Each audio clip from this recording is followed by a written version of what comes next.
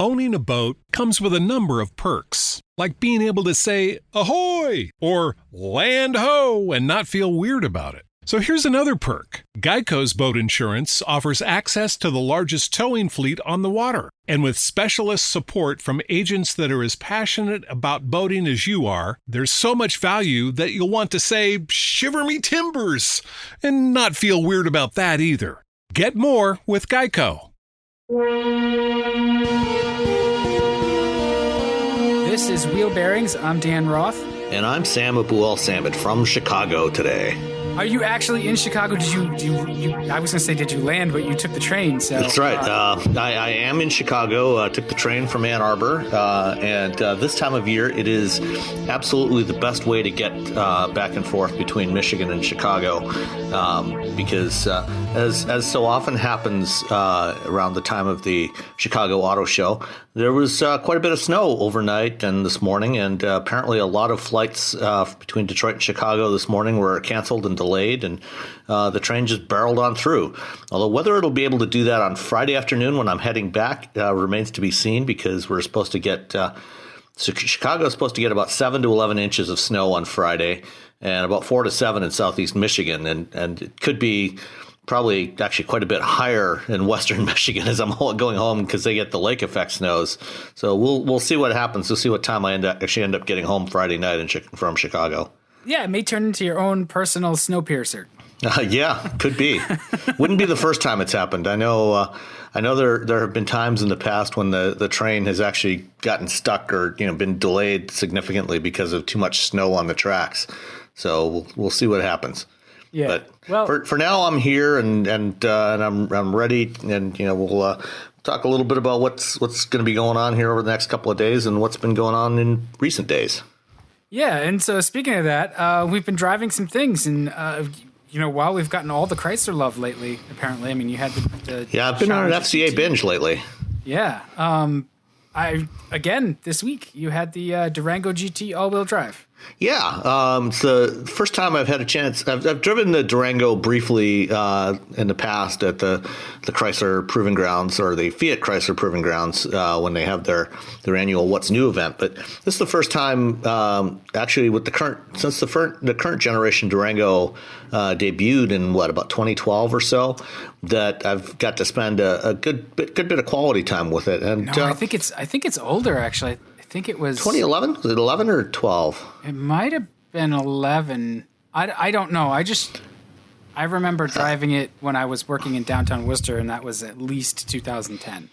So. Well, whatever. I mean, the last time I spent a significant amount of time with a Durango was the previous generation model, right after they introduced the hybrid version, the two-mode hybrid version in the summer of 2008. That whole, not only was the hybrid canceled, but the entire vehicle was canceled just a few months later, when Chrysler was going rapidly sinking into the tank following the financial meltdown that fall. And I think it was probably about November or December, they suddenly announced that, we're canceling the Durango and the Chrysler Aspen and closing this plant forever, and maybe someday we'll be back. And a few years later, they were, with actually quite a good vehicle. Yeah, the new Durango, or the current Durango, because it's not new anymore, but it's amazing how it's very good. It's related to the Grand Cherokee. It's essentially a three-row Grand Cherokee. So all you people who want the Wagoneer, this is the Wagoneer. So it has all the charms of the Grand Cherokee, and just like what they're doing with Jeep with the Grand Cherokee, they keep doing that with the Durango. There's sort of this constant yearly tweaking that goes on. It's always a little bit different, a little bit improved. They've done a very good job about taking a basic vehicle that is good, but it's aging, and just keeping it fresh, or giving them giving us stale things to talk about. Yeah. I mean, it's a good car. Yeah. So and actually, I shouldn't say it. I mean, it's actually not stale. It's actually quite, as you said, it's quite a good SUV. And if what you're in the market for is a three-row SUV that has real room for seven, for up to 7 people, the Durango is an excellent choice. I mean, most of the other options, in a vehicle this size, you've got You could go for like the Chevy Tahoe, which the shorter, the Tahoe, is the shorter wheelbase version.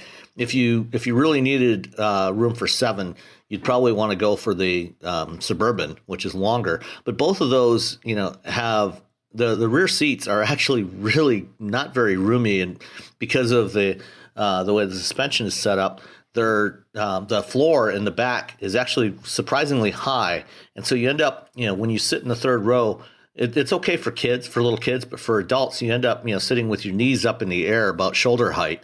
And it's just not very comfortable and not very easy to get in and out. The Durango is also a solid rear axle vehicle, like the Tahoe, but it's a unibody. Right. It's also it's independent rear axle. Is it independent? Oh, it is. I've been under my Jeep on a lift. It's independent. on the rear? I don't think so. Are you sure about that? I am positive. I know the front is independent. Hold on. Let's see. While we play test rear multi-link. No, it's multi-link rear suspension, coil spring, twin tube shocks. Okay, you're right. I was wrong. Sometimes I'm right. But no, I mean, that's a good point. The independent rear suspension in vehicles like this give you a better third row. Yeah, it makes a huge difference. The other sort of, like you were talking about the Suburban and Tahoe, I would say, the Expedition and Navigator, those are solid rear axle. No, those are not. No, those are independent. Also IRS. Damn it. So we each got one right this time. So the Suburban and Tahoe are solid rear axles. They're the only one. They're the ones that are left of the domestics with solid rear axles. And the Expedition, Navigator, and I guess the Durango are all independent. And what that means, from the perspective of the customer or the passenger. Because when you have an independent rear suspension, the differential doesn't have, it's solidly mounted to the vehicle, and it doesn't have to move up and down. With a beam axle, you've got to leave room underneath the body for the whole axle to move up and down, including the differential. So that means that you've got to contour the rear part of the floor pan to give that clearance.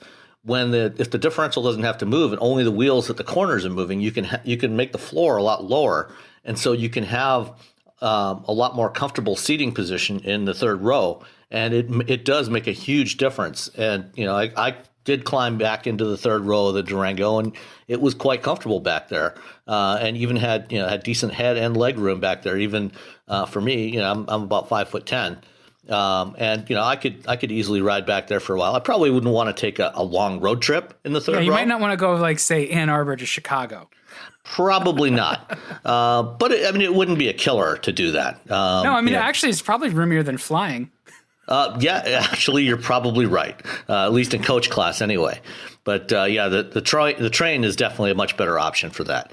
But anyway, back to the Durango.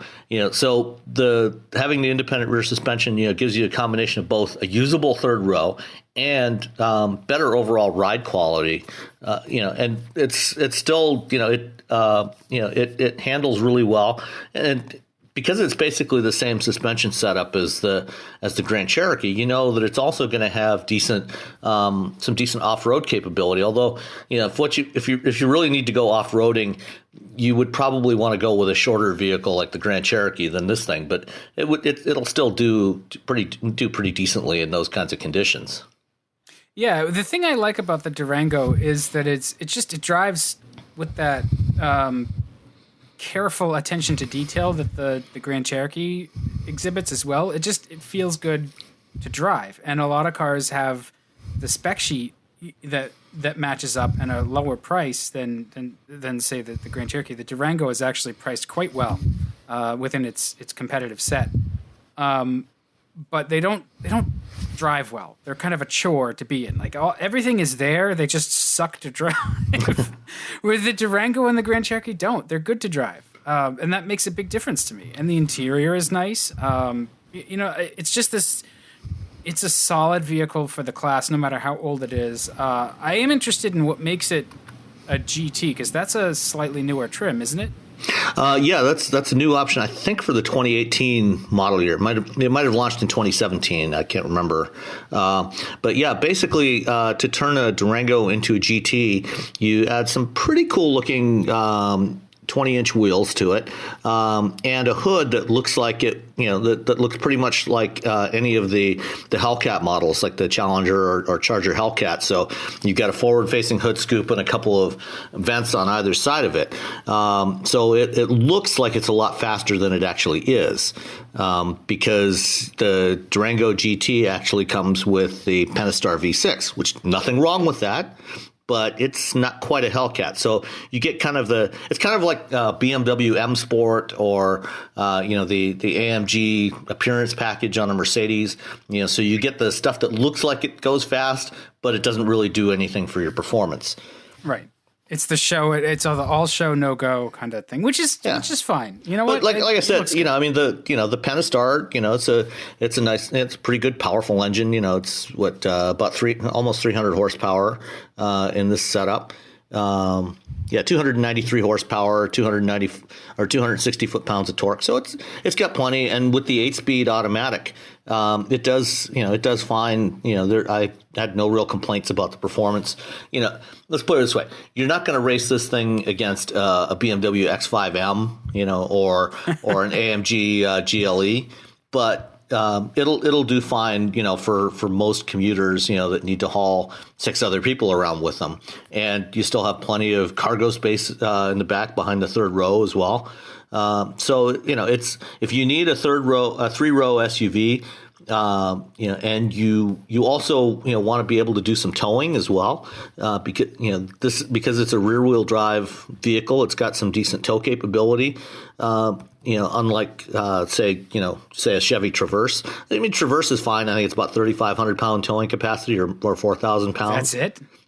Yeah. Yeah, the Durango with the 6 will do, I think, 6,500, and then if you want, I think it goes up to 9,000 with the Hemi. Right.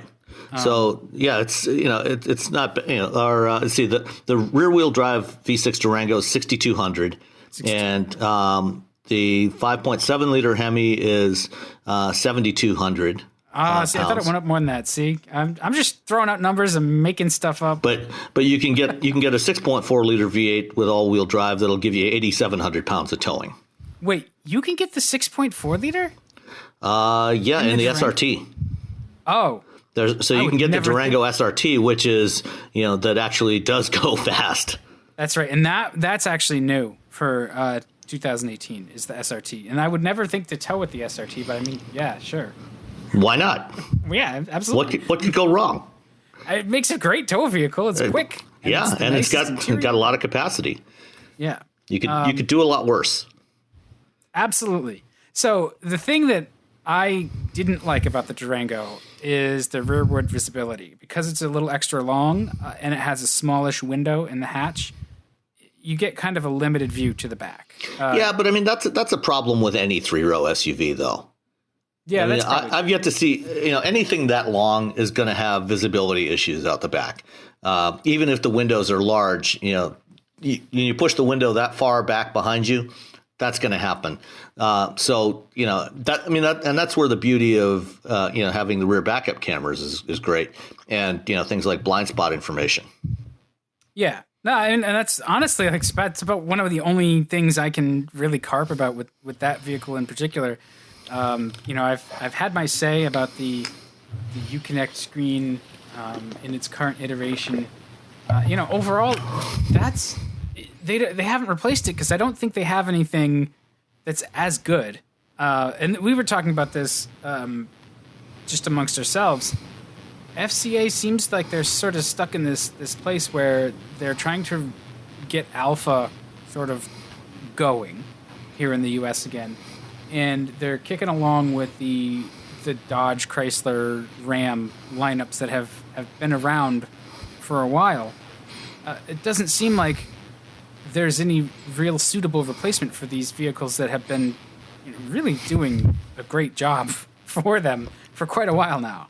Yeah, I mean, my guess is that, probably in the next year or so, we'll probably see them start to do a significant visual refresh on these vehicles, so that, they'll get some visual updates, and probably some tweaks under the skin, but there really isn't a whole lot that really needs improvement in terms of the driving dynamics or anything like that about these vehicles. So I would expect to see visual updates and also probably some powertrain updates. Both the Grand Cherokee and the Durango will probably get the updated Pentastar and Hemi that just debuted on the 2019 Ram 1500. So we'll probably see them get the 48 volt mild hybrid systems on those two vehicles. That'll give them a few extra miles per gallon, a little bit of extra torque. And then, that'll probably be it for the next few years on those vehicles. Yeah. Well, I'll be interested to see what they do, because I think, at its core, they're good. So your options are, refine what you've got and don't make major changes, or I think really the biggest thing they could do is figure out how to get some weight out of especially the Durango and Grand Cherokee. Not that they're super heavy, but with the fuel economy and emissions regulations worldwide, it's probably less of an issue for the Durango, because I think that's a U.S. market only. But Jeep wants to sell Jeeps everywhere. Right. So, the Durango GT, all-wheel drive is a 5,000 pound vehicle. So that is an issue. Ideally they would take some weight out of it, and that's something they could do. If they made some structural changes to it, they could probably shave a couple 100 pounds out of it, without completely revamping the whole thing. Right, and that's the balance that they've got to figure out: is how much do we invest in this? Do we change to more high strength steel or ultra high strength steel, and when does that effort sort of tip you over into really we should be looking at engineering a new platform at this point? Because you bump up against just the sort of life cycle. And I don't know any of the actual reasons or limits. So that's it for my knowledge. But it would be interesting to see how they manage to make it, to tweak it, and yet also just, keep it as good as it is and make it better without a full redesign. Or where's that full redesign? What does it look like? We've heard some sort of inklings of stuff about new platforms, and I'm sure it'll happen at some point, but I've been watching for the last couple of years. It seems quiet over there. Yeah. Well, given especially the sales volumes of the Grand Cherokee, it wouldn't be surprising, to see them, actually do a completely new Grand Cherokee. And then, in conjunction with that, this longer version of, with the Durango, because that's the Grand Cherokee is a vehicle that, sells about 300,000 a year. Oh, it sells a lot. Yeah. It's very popular. And so it would make sense for them to invest in that vehicle, to make that investment. That's probably still at least a couple of years off before we see that vehicle. And again, it'll probably share a lot of componentry with this current one. So things like the suspension and a lot of the underpinnings will probably stay the same, but we'll see probably some structural changes and design changes, design updates to that vehicle and consequently to the Durango as well, assuming they decide to keep that around. Well, we can just do the normal car writer thing, like time will tell. Or not. No, I mean, honestly, we might never see it. Who knows? Yeah, they've got the Durango is sort of like a bonus for them. They've got the Grand Cherokee that is just don't screw up a good thing, guys. Like, it sells a lot. People love it. They keep making it different every year and a half or so that it continues to have that freshness about it. And the Durango sort of rides those coattails, and it's not a bad thing. And I'm glad that it's here because I like it a lot, and it's a great option. So I guess, like, if there's one, why don't you pick like your favorite and your least favorite, and then we'll move on. Thing about the Durango. Favorite, I would say just as a 3-row SUV, the combination of both the roominess and capability. Because it's better, in terms of its passenger carrying capability than a lot of the 3-row SUVs that are out there, and combines that with really strong towing capabilities, even on the V6. Okay. And now least favorite. Least favorite, just the fact that it's so big. I mean, for me personally, I mean, for a lot of customers, a big SUV like that's what they want or need. For me, I personally don't have a use for such a large vehicle, so I would never buy such a vehicle. But I'm not going to tell other people if that's what they want. Well, actually, I probably would tell them that if they asked me what to buy. I would say don't buy such a large vehicle, but if you decide you must have one, go for it. Yeah, and you own a Miata, so you're completely biased. Well, yeah, and I mean, you and I both know that. I mean, we often, I'm sure you also, often get asked, I'm looking for a new vehicle. What should I buy? And when people ask that question, they inevitably already know in their mind what it is they want, and they're just looking for confirmation of that. And for me, I always start by asking them half a dozen questions, trying to gauge what it is that they need, and I will tell them what they probably should buy. And then I know that almost inevitably they will go off and buy whatever it was that they wanted in the first place, regardless of what I say. So Casey, if you're listening, do not buy the Wrangler. But usually that's where I start. It's like, okay, well, what are you thinking of and why?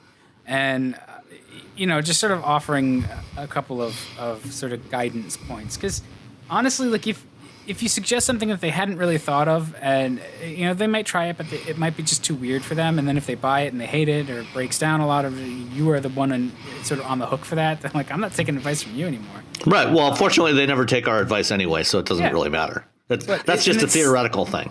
Yeah, it's such an emotional purchase anyway. It's interesting though that you call it large, because I'm thinking like we mentioned the Tahoe and the Yukon and the Suburban. It's smaller than those physical footprint wise. It's still big. It's about the size of a Tahoe. Is it really that? Yeah. It feels tighter inside, so maybe it's less space efficient. I think it's maybe a little bit narrower than a Tahoe, but it's about as long. It's certainly smaller than a Suburban. Yeah. But I think the third row is actually more usable than the Suburban. Yeah, well, I mean, the Suburban is they call it the Suburban because it's the size of a development. Right, and I mean, the Suburban has got about 16 more feet behind the third row for cargo. Or at least it feels that way. Yeah, and that's I think the when you're buying these sort of three rows and they're like manageably sized three rows, you have that trade off. Like, do you use the third row or do you use the cargo? You got to pick often. They're not bad, but you do have to choose between whether you're going to put a lot of stuff in it or fill it.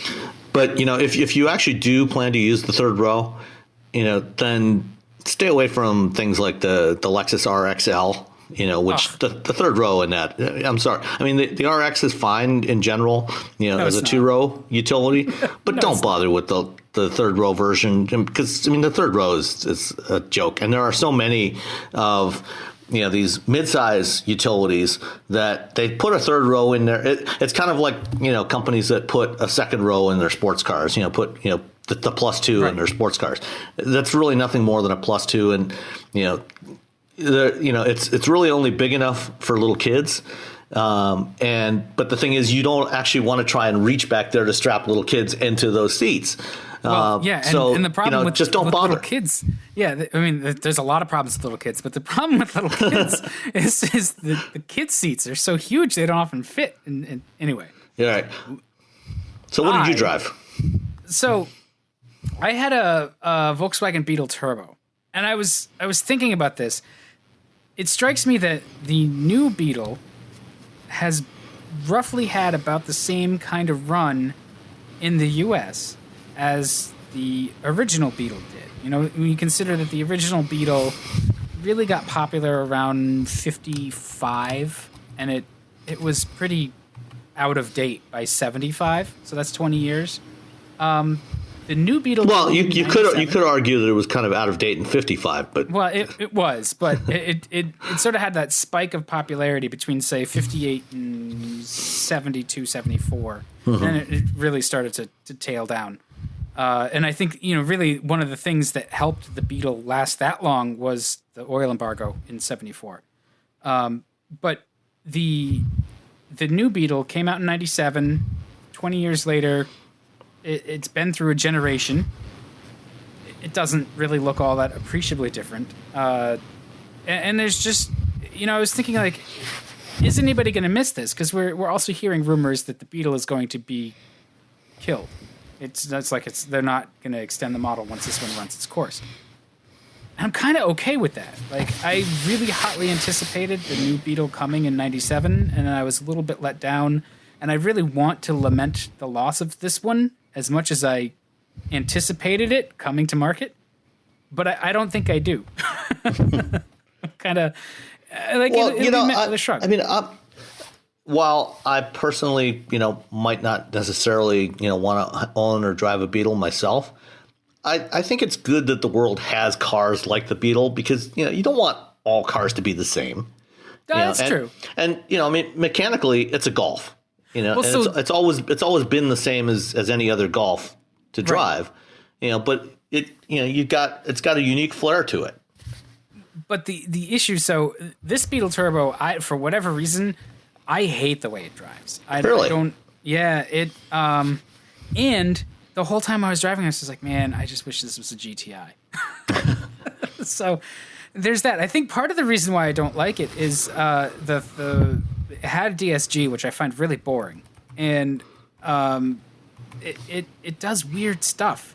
It'll almost lunge off the line a little bit, or in slow, stop and go traffic. It's really like jerky, back and forth. Not the transmission engagement, that's smooth, but the throttle gives you like a little bit of aggressive sort of pop, probably to get it in gear, so it's not riding the clutch. I don't know. It doesn't seem.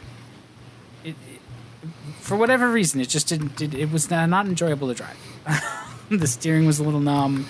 The traction was not great from the tires. Just like it drove mediocre, and I was like, it's a turbo. Like, I could understand if this was just the sort of like the base model Beetle. This is a Beetle Turbo. It should drive as well as a GTI, and I don't feel that it did. So, there's that, and it's got that low roof and tight back seat. This one wasn't quite as nicely equipped, so it had like cloth interior with crappy seats, and I don't know. For whatever reason, I'm just cranky about it. Yeah, and what's odd is it's a 2-liter 4-cylinder turbo, but it's rated at only 174 horsepower and 184 foot-pounds of torque. So it's the GTI, I think now currently is about 211. I was gonna say it's a little bit over 200. Yeah, but by current standards, a 2-liter turbo at 174 horsepower is actually not very much. No, that's like 100 horsepower down on the sort of the Vanguard. Yeah, I mean, the 174 horsepower is kind of the power level that you are getting out of a lot of naturally aspirated 2-liter engines now, or just slightly more than that. So it seems kind of odd that they would bother, with a turbo on this, at such a low power level. I mean, I can see, where they might want to have it, be less powerful than the GTI, but why, if it's going to be at this power level, why even bother with the turbo? Why not just do a naturally aspirated 2-liter, or use the smaller, like use the 1.4-liter turbo? Right. That's what I was going to say. If you want to make it the turbo, use that small turbo and you pick up some fuel economy. Right. Maybe, yeah. I don't know. I like the Beetle. It's distinctive, especially this latest A5 based Beetle. I think it has nice detail. It's crisp. It's clean. It looks great if you like the way the Beetle looks. And I mean, it's hard to not appreciate the way the Beetle looks. But it's just, I don't know. The whole time I drove it, I was just, thinking like, you get a little extra space with the Golf, and the GTI just drives that much better.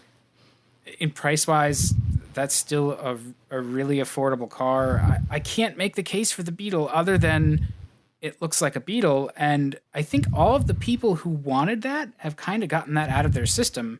It's been 20 years, and I looked back at the last. I think, of the last 3 years of sales data. So 2018, 17 sales were off 50%, from the year before.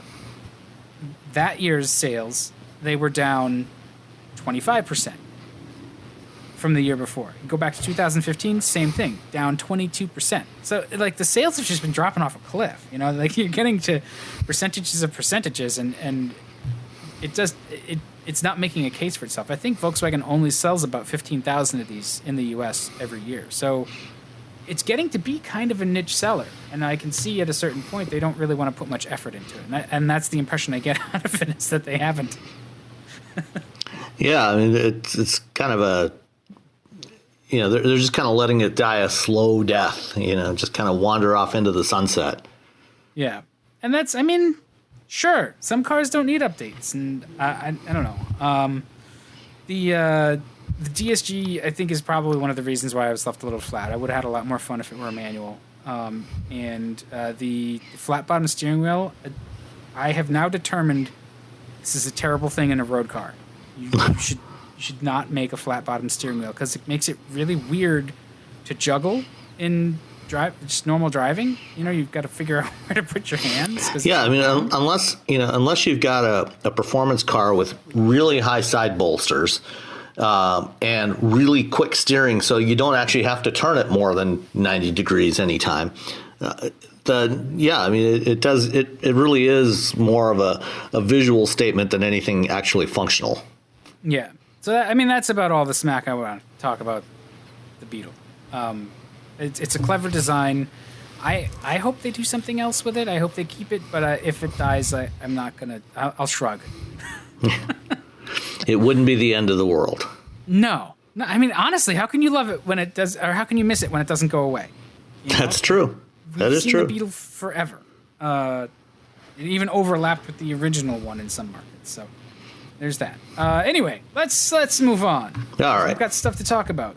So you are in Chicago. Do we want to talk about Chicago or do we want to talk about other stuff first? Why don't we get Chicago out of the way? Always a good plan. By the time you guys hear this, you know, as it stands right now, it's Wednesday afternoon. The Chicago show starts tomorrow morning, and midnight tonight, which will be sometime before this gets published.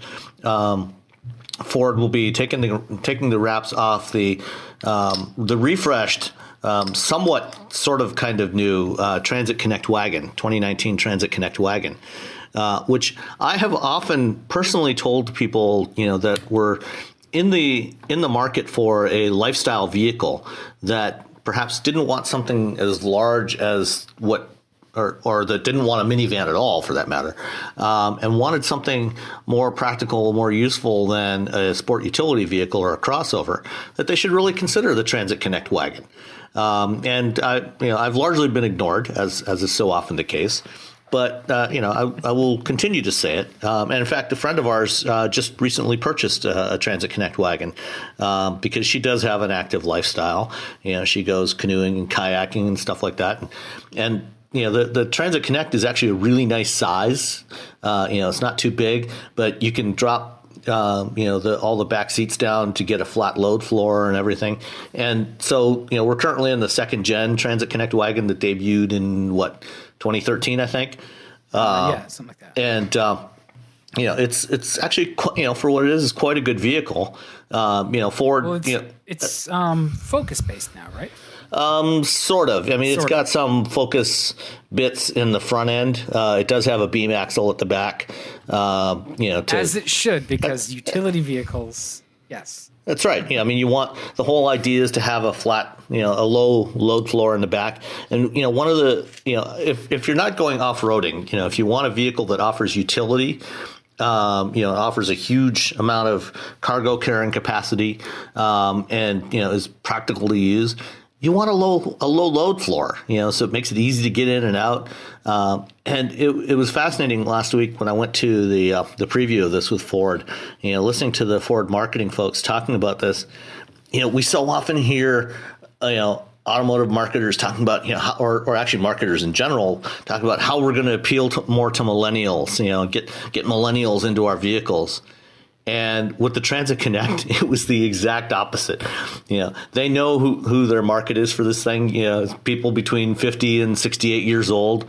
And that's great. It's empty nesters, that are still active and want a vehicle that fits their lifestyle.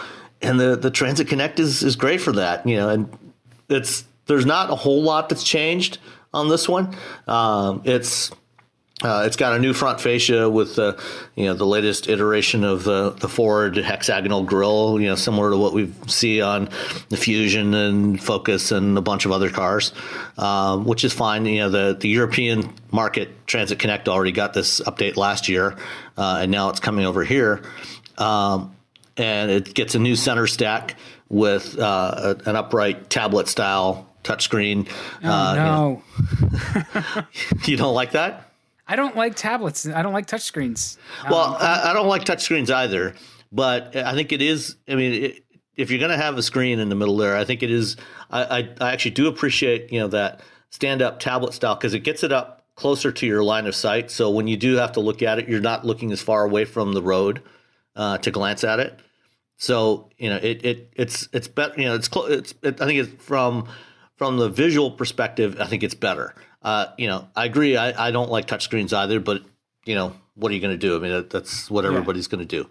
So is it portrait aspect or is it? No, it's landscape. Smaller? Okay, so it's actually not that tall then. It's there. No, it's just the kind of like what you see in most Mazdas and a lot of other increasingly other cars now, the Elantra GT, where it rather than being embedded in the center stack, it stands up vertically, kind of on top of it. So that's that's what I'm talking about. Where it's not so far down the stack, so when you glance over at it, you're not looking you're still looking at the road as well.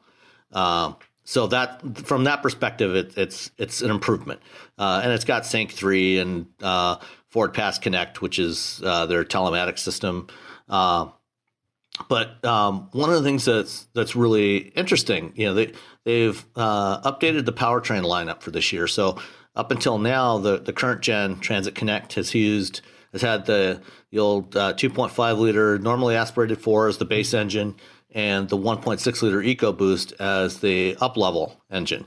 And the 2.5 is still available, but only for fleet buyers because it's available with their gaseous prep package. So if you want to do a CNG or propane conversion on it, that 2.5 is prepped for that. It comes with all the fittings and everything, so you can hook up a CNG tank. And a lot of fleet customers use these as taxis, and that's the main market for the CNG or propane conversions is for taxi and livery service.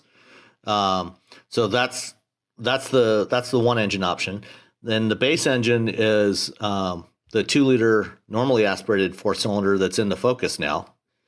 And then the other option that's going to be available now is a new 1.5 liter turbo diesel, which is a new engine that Ford launched in Europe last year. It's already available in the Transit Connect in Europe as well as in the EcoSport. And they're bringing it to the Transit Connect for North America, which is an interesting choice because Transit Connect sells about 40,000 units a year, and they only expect to get maybe single digits to low double digits penetration for the diesel. So probably no more than about 10%. So you're looking about maybe 3,500 to 4,000 units a year with this diesel engine. They are projecting that it's going to get over 30 miles per gallon highway with the diesel, which is great. But it's not it's not that high a volume, and given the additional cost to certify a diesel in the U.S. market now, I can't imagine that this is going to be the only vehicle that we're going to see that engine in, which is an interesting choice from Ford. So, yeah, well, it's curious to see them going towards diesel because they're also just today released details, and I know it's not necessarily coming here, but the Ranger Raptor diesel. So it seems like Ford has gone a little bit all in, or a little bit more in on diesel than it might seem that they had been, especially given how hybrid had been shaking out and how everybody's electrifying. Right. And the problems that diesel has had, given Volkswagen's most recent go around with it. Yes, with testing with monkeys. Yeah, I mean, do these diesels require anything special of the owner too? Are they're using after treatment? And they're like everything else. They're using after treatment. So you've got urea injection. So you'll have to top up the urea tank every 10,000 miles or so, and it's got particulate filter. So it's using all the usual stuff that we're finding on other modern diesels. Ford says quite adamantly that they've never used any defeat devices. So we'll see. But I mean they launched the 3-liter V6 diesel on the F-150 last month at the auto show, Detroit Auto Show. Now they're adding it to this one, adding this new 1.5 liter to the Transit Connect. And, like I said, given that, now that they're certifying that engine for the U.S. market, I can't imagine that it'll be much longer before we see it showing up in some other models as well. Probably the EcoSport would be a good place to start because, right now, I think the only engine available in there is the 1-liter 3-cylinder EcoBoost. So they'll probably add that one to the EcoSport. And then perhaps in the new Focus as well when that arrives next year. Well, that's curious. I mean, good for them. Yeah, I like diesel. I do too. They're pleasant to drive. Are they going to call it? Their diesels in Europe are the Duratorque, right? Well, the new one is the Eco Blue. Eco Blue. So you got Eco Boost for the gas turbos. Oh, wait, it's EcoBoost in the Eco Sport. Don't even get me started on that nonsense. Yeah, EcoSport, EcoBoost. This is, what was it? Is it Eco Blue or Eco? I can't remember. ECLBLUE, whatever, however you want to pronounce that. Why? Why don't they just call it diesel?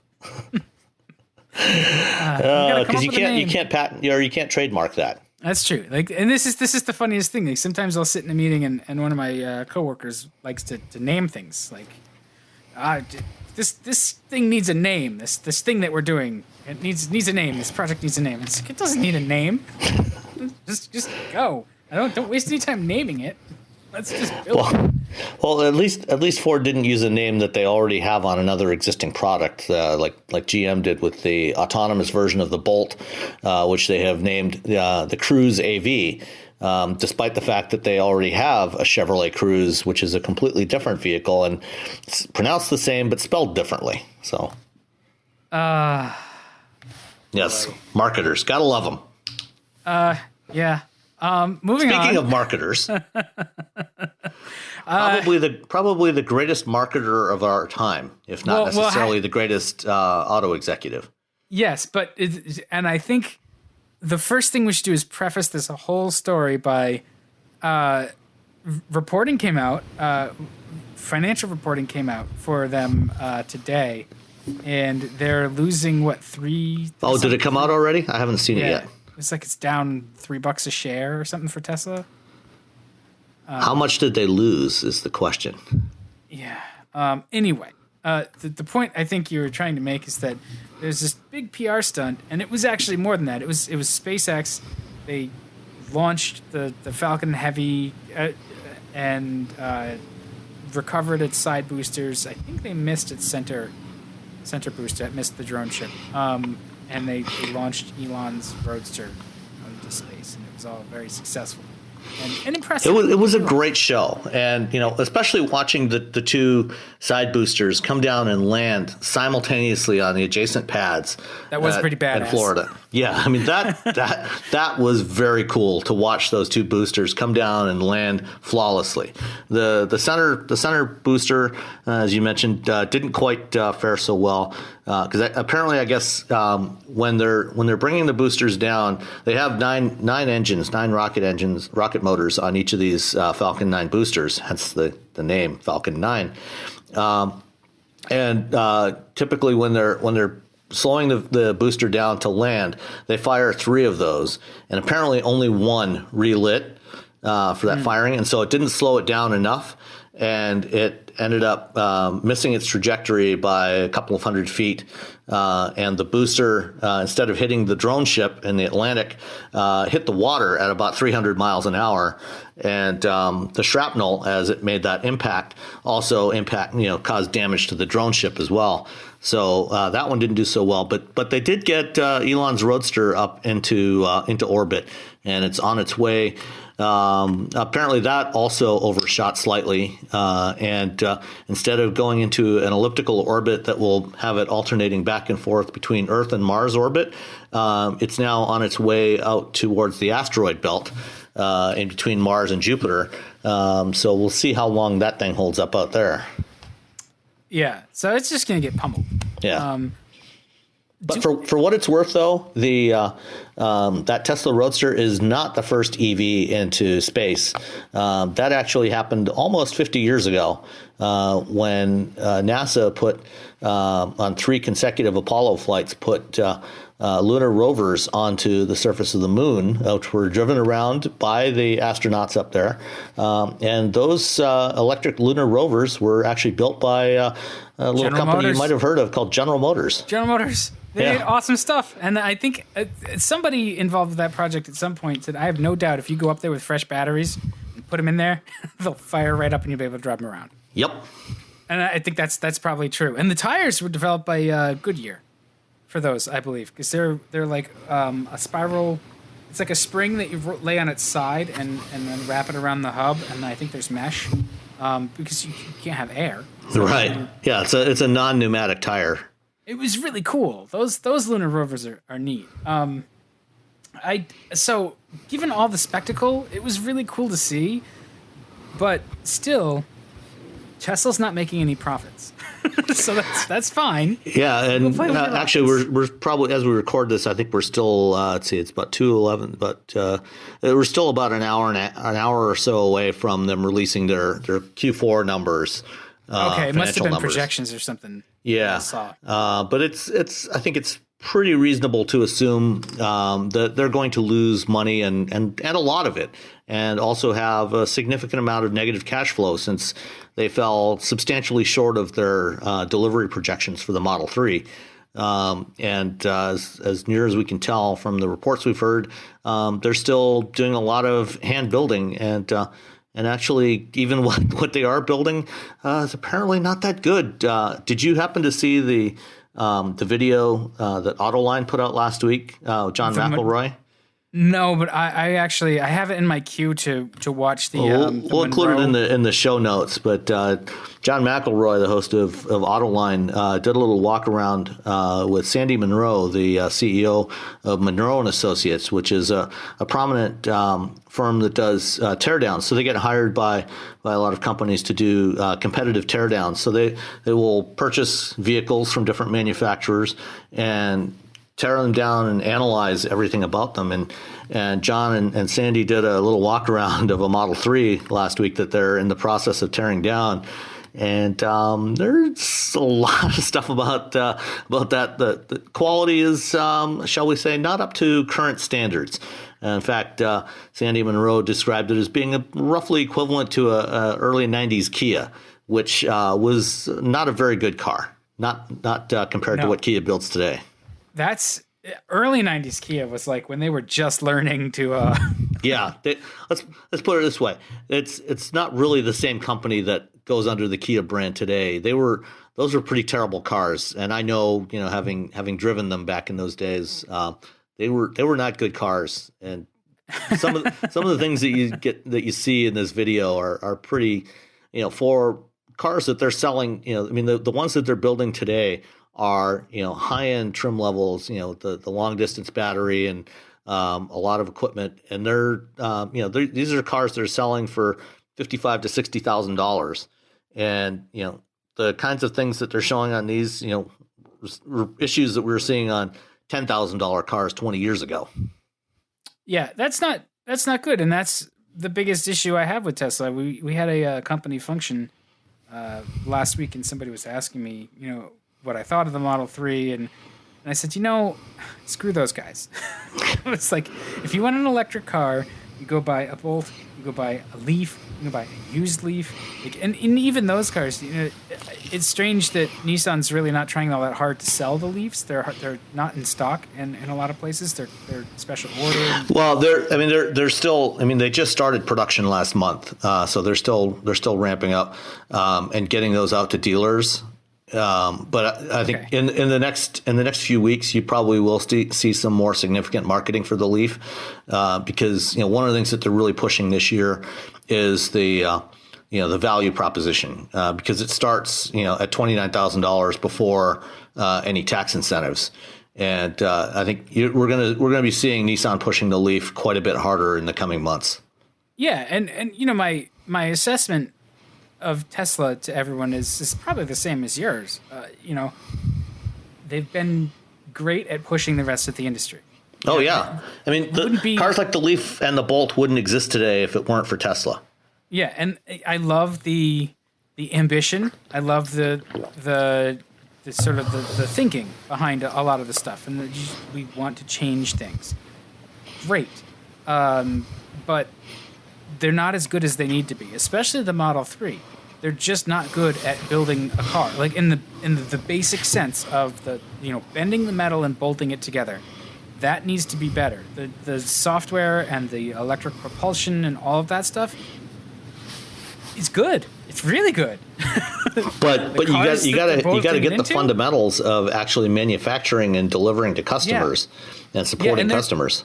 They're never going to turn a profit until they can sort of get out of their own heads and understand that we really do need to build a car and understand how to build a car like GM or like Ford, in the sense that doing it, or like Kia in 2018. Right. Set the price level and say, we want to sell the car for this. What does that mean? How does that get built? Because building them by hand in small batches, that's about the most labor-intensive, least efficient way to do it. It's almost like I want to mail Elon Musk my copy of The Machine That Changed the World. And just be like, you should check out the Toyota production system, as it was in like 1987. Or in the Fremont assembly plant in 2009. That's right. Right before Toyota closed that plant and sold it off to Tesla. It was nummy, and it was like, that's where GM learned how to not build shitty small cars. I mean, not build quite as... No, honestly, the cars that came out of nummy were just as good. Yeah. Yeah. That's Numi, by the way. Numi. See, I can't pronounce a damn thing. EcoSport. This is where we need Chris Shunk to say Rodeo. But yeah, Tesla, they will be great if they get out of their own way and understand that maybe we should hire some auto people and really get these production lines working. Like, they have a production problem. They don't have a design and engineering problem. At least their production problem is bigger than their just I mean, I think they have design and engineering problems to the degree that they need to design and engineer their vehicles to be able to be produced, because there's a big difference between designing something that is a good solid car and designing a good solid car that you can actually mass manufacture.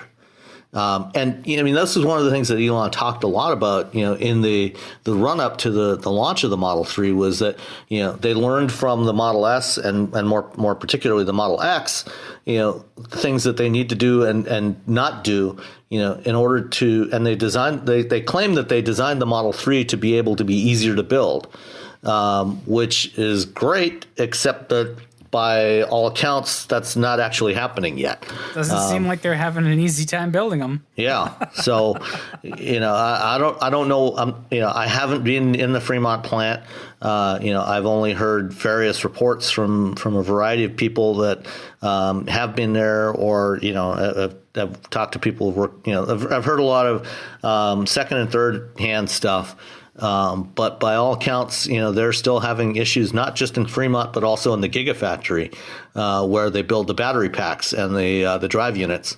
And from what I understand, the Gigafactory, they're still hand building modules, the battery modules, and that's a big bottleneck for them. They need Bob Lutz. No, I don't think so. I mean, I have great admiration for Bob, but I mean, he was a product guy, but perhaps not necessarily. In many respects, he was more like Elon than what they need is they need John Krafcik.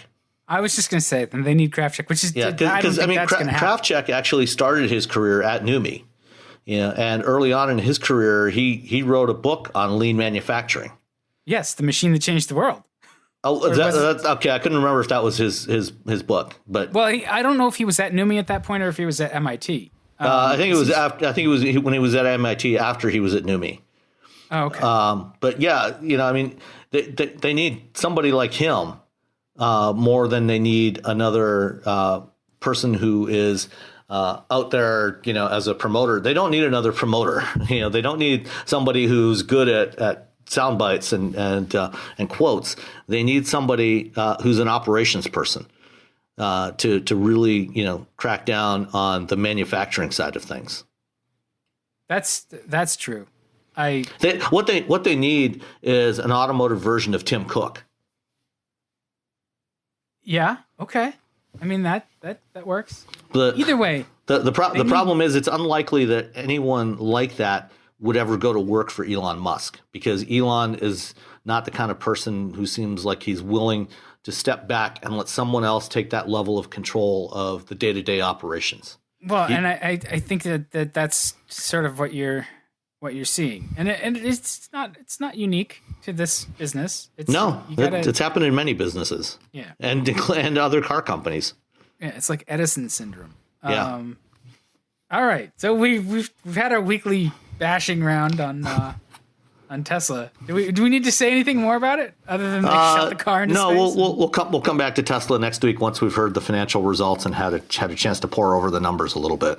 I am kind of annoyed though that they littered. They blasted a car out into space, and if we get everybody blasting their crap out into space, that's not okay. That's true.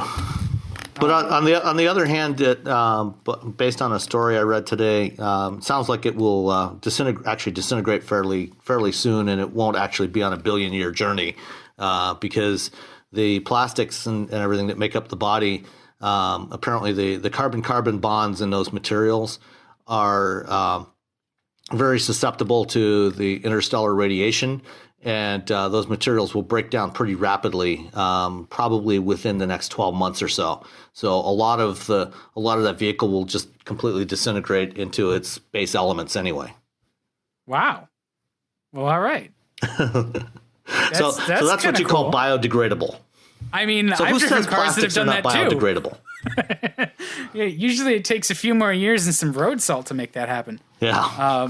All right. So the last thing we wanted to touch on was I saw some of the autonomous disengagement metrics that were released from the California testing or what? Yeah. Well, so when they put in some regulations for public road testing of autonomous vehicles in California a few years back, when Waymo, or what was then the Google self-driving car project, first started testing on public roads around 2011 and 2012, they went to the California DMV and said, hey, we want to test these on public roads, test out this technology. And at that time they got a waiver from the state saying, okay, you can do some limited testing with this. And eventually the state, took some time and they put together some specific rules and a permitting process. And there's now more than 50 companies that have permits for public road testing of autonomous vehicles in California.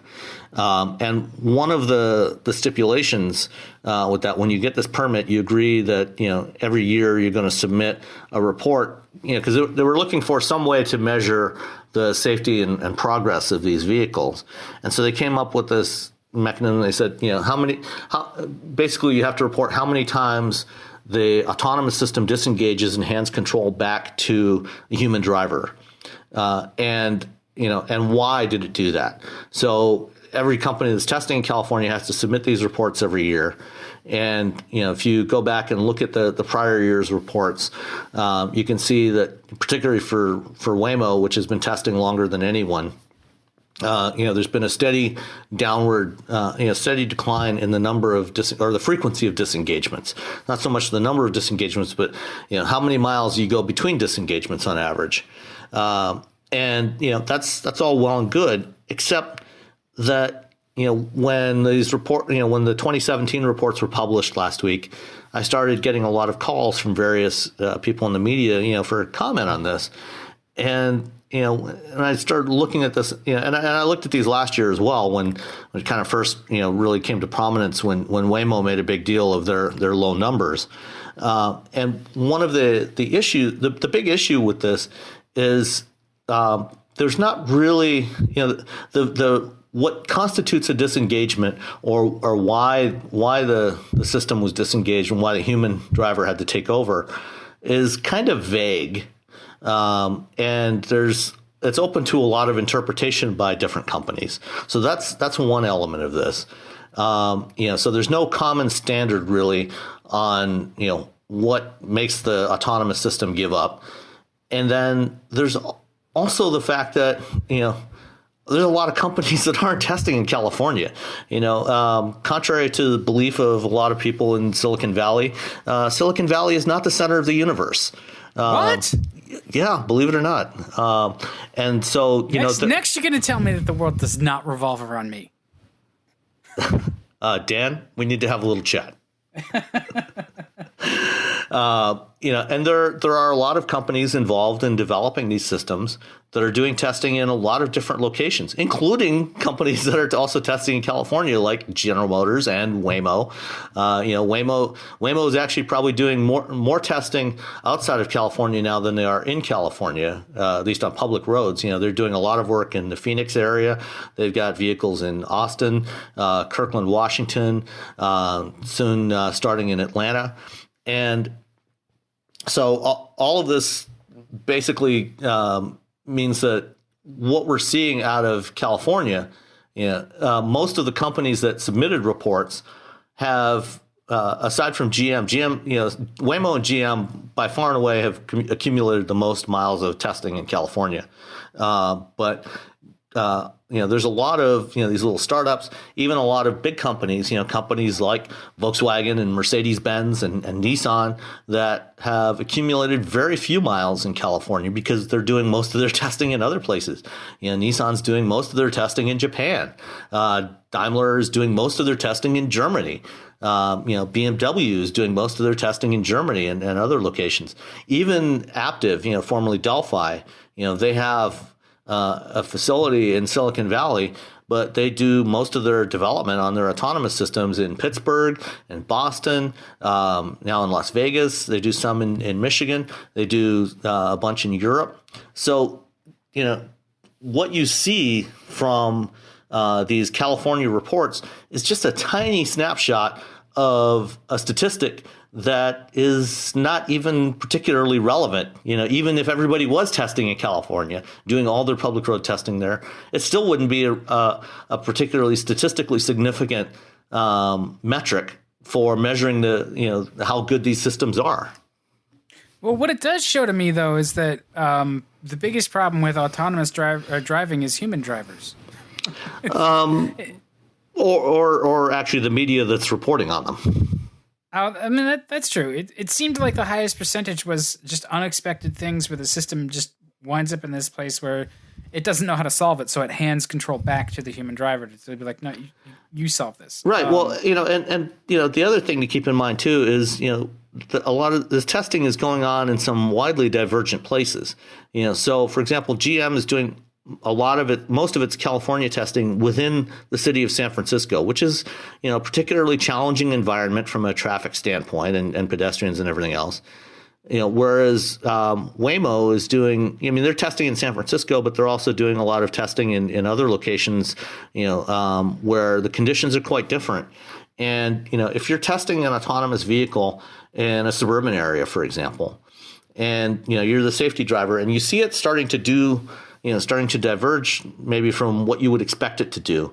And there's nobody else around you. There's no pedestrians around you. There's no other cars around you. I mean, I know this as an engineer, having been in a similar situation, developing electronic control systems that were nowhere near the sophistication of the autonomous systems today. But still, depending on where you are, if you're in a place where the consequences of the system going wrong are lower, where there's less likelihood that you're going to hit something, then, you want to find out what it's going to do. Is the system going to is it going to recover? So you might let it go longer and then it might recover. Whereas if you're in a dense urban environment, you're going to be more likely to take, when you see it starting to diverge, rather than letting it keep going to see if it detects something there and recovers and goes back to what it's supposed to be doing, you're going to be more likely to take over control. So again, that number of disengagements in and of itself is not necessarily indicative of anything. So it's something to talk about. It's a meaningless number that's good for creating, for generating some headlines, but doesn't really have any actual value to it. Okay, that sounds like a lot of the stuff that people talk about, especially the news media. Yeah. And especially on a subject that has sort of broad interest, but really requires the understanding of a more engaged audience. Certainly you're going to see the news reports that pick up on this for your evening news or whatever. They'll spend 15 seconds talking about it, or 20 seconds, and then it gives you very, very shallow coverage on it. Where with everything else with autonomous driving, it sounds like really you have to dig in. You have to look at the depth of what the numbers are telling you. So I guess what, if anything, can we glean from this other than like the systems sometimes disengage or sometimes are disengaged by the human overlords because of a variety of reasons? Like that's about the best we can do, right? That's really literally about all you can say about it. That occasionally humans have to take over. And the reasons why can be hugely divergent. It doesn't, the number itself has almost zero meaning. Okay. All right. Meaningless numbers. Excellent. Sounds like algebra class. All right. All right. Well, I think we've done a pretty good job about chewing up an hour here, and we beat these topics podcast to death. I think we have. So I think on the next episode, hopefully we will be, if we can get all our ducks in a row. Hopefully we'll have Casey List back, and hopefully one of these days we'll get Alex Nunez lined up as well. But I think he's dodging us. I don't know. That could be. That's entirely possible. But definitely Casey's going to be coming back to talk about the Alfa Romeo Stelvio. So he and I can compare notes on what we thought of the Stelvio. All right. Well, until then, carry on and let us know all about Chicago next week as well. All right. We'll talk to you all next week.